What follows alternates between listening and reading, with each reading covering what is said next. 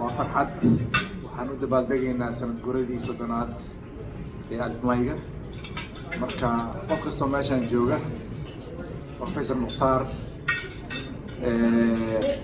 هاني بلتوي ياسين علي بيكر ريجاي ريستور سوماليا فور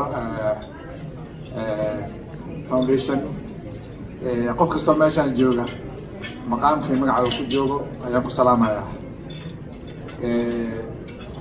والعشينا يا والد بلدقة يا هذا الكيبا سعودة بلدقة صدنات ألف ماي وكل جاي هاي سفر دير أو سوماليا يسوق شيء ولينا هذا مان أو سعودة معكمنا هيديو أدوكم نول تديوغا سفر خوضا مالك لدوان أيوكو سبلودي سفر كامل مالك لدوان كدوان دادك كلا أدونك أيوكو سبلودي مرر بدن سومالي وحي كدوان تهي تديو بدن oo ay wada nool yihiin ama daris ay yihiin ama mandaqada ay wada degan yihiin Professor Mukhtar marka qaarkood wuxuu tilmaamaa marka laga hadlayo xorriyadda Soomaaliya waxaan u dabaldegnaa inaan xorriyadda qaadanay 1 July 1960 laakiin riyada in xorriyad la qaadanayo goorma la ogaaday waxaa la ogaaday 1948 markii for commission power ay muqdisho yimaadeen xisbiyadii ay la kulmeen la yiri talaani ha lagu wareejiyo koonfurta Soomaaliya 10 sano ha maamulo 10 sano kadibna xorriyad ha qaadato wadamo badan oo Afrika ku nool ama Asia ama Latin America markaas aanan weli helin ama ku riyoonayn inay madax banaanaadaan fikradaas iyada kama aysan jirin marka Soomaaliya afka marka la soo qaato waxay ugu horeysay riyada ah in lagu riyoodo in xorriyad la qaato sidaas la mid ah Soomaaliya inay farq qoran yeelato waxay ka horeysay in badan oo wadamada Afrikaanka ka mid ah labadii markii la qoray farta waxay ahayd safarada ka mid ah 1990 markii inta la yimid la qoray Alif Mayna waxay ahayd safar kale oo maanta aan u dabaaldegayno sanad guuradii soddonaad maanta markaan joogno Professor Mukhtar oo xilligaas dhalinyaro ah iyo dad badan ay wada joogeen wada shaqeynayeen mudday ku riyoonayeen waxay ku riyoonayeen ma la heli doonaa Alif Maay qoran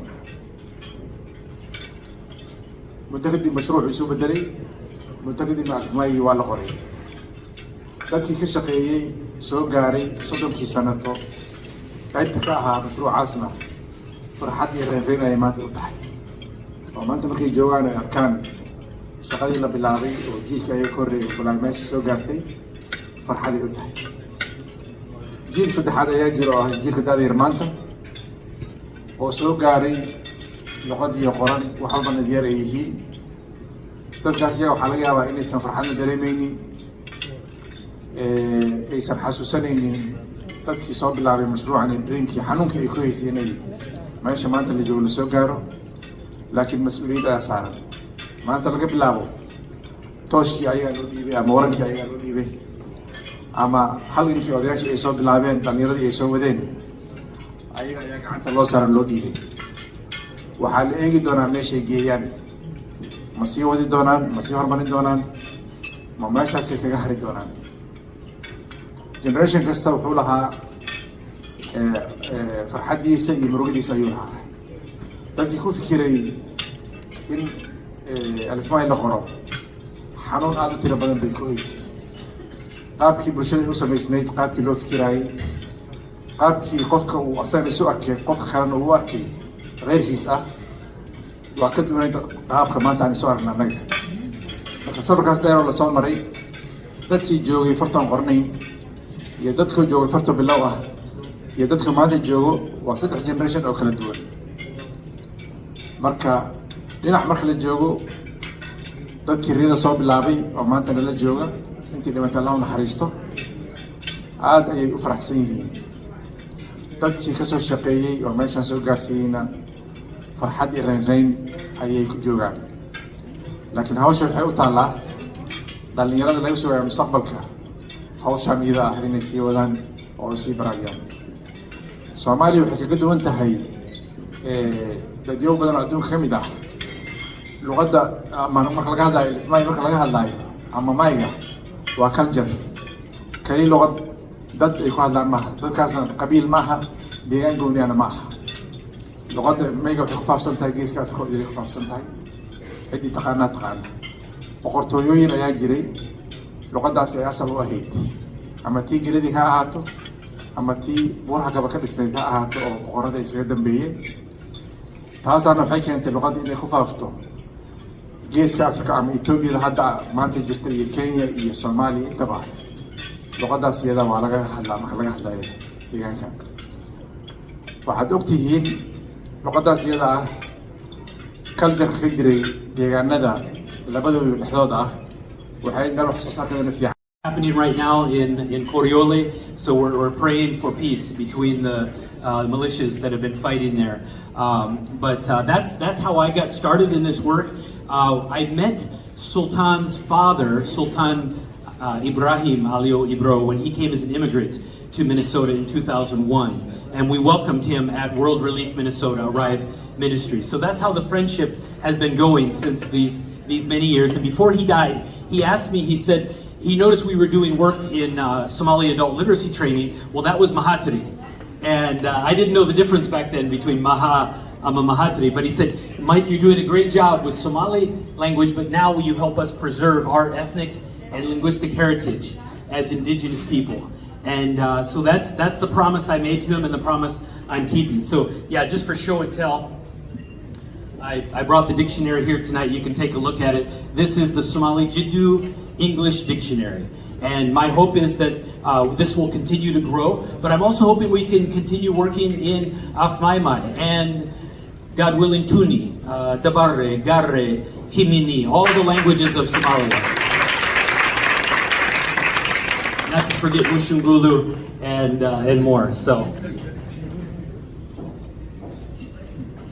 I've prepared a speech called Liberty and Literacy, or Literacy and Liberty. And we're going to explore the themes of slavery and freedom. And you know, the worst slavery, as our brother has been sharing as we watch the video, is that the worst slavery is in the mind, right? You can get trapped in mindsets. And how do we become free from that? So be exploring with me this thought as I pull up my text. By the way, fellow Americans, happy 4th of July. Today is our Independence Day. We got, just like Somalia got their independence from British in the north and the Italians in the south, we also celebrate our independence from the British going back to 1776. So we're gathered here to celebrate the 30th anniversary of Alif Maay. Hambalyo, Hambalyo. Congratulations. As an American, I'm thankful that our coins, did you ever look at an American coin, at our money? What's inscribed on every coin is the word liberty, freedom. This reminds us of the freedoms that we enjoy, the freedom of religion, the freedom of speech, assembly, and regarding literacy, freedom of the press. I thank God for that. Now this liberty that we have is made possible because of something else that's on all our money. It's on the bills, it's on the coins, which says, in God we trust. I'm thankful our forefathers said, don't trust money. Money comes, money goes. But God is the only one who's the same yesterday, today, and forever. So I think because of this trust in God and our liberty, we also have one more thing that's possible. It's on our money. Do you speak Latin? Yes. Latin? No. It says, e pluribus unum. Out of the plurality, one people. And in America, we have unity in our diversity. From every language, every tribe, every nation in the world has come to America. So I'm thankful for that, and I'm proud to be an American where we celebrate unity in diversity, and I hope that for Somalia also. However, I do regret our history. I'm very ashamed of the history of human slavery that we had in the United States for almost 100 years. America, we call ourselves the land of the free, the home of the free, and we celebrate our liberty today. But humans were trafficked from Africa, and that was legal from the time of our Declaration of Independence. In 1776, we said, we hold these truths to be self-evident, that all men are created equal. And they're endowed by their Creator with certain inalienable rights, and among these are life, liberty, and the pursuit of happiness. Sadly, it took almost 100 years until President Abraham Lincoln's Emancipation Proclamation that he declared all persons held as slaves are henceforth free. So what is the link between literacy and liberty? I'm thankful for Professor Muhammad, who taught me the story of Oromo literacy, that it was a slave man who was freed. Someone bought him and released him, and he was the one that developed literacy for the Oromo people. In the United States, just like there were the punishment for speaking and even mentioning Oromo or writing in Maay, the slaves, the African slaves, were forbidden to read. Their masters knew the danger of losing control. This is a quote: "Slave owners saw literacy as a threat to the institution of slavery and their financial investment." From our state in North Carolina, there's a law that was on the books.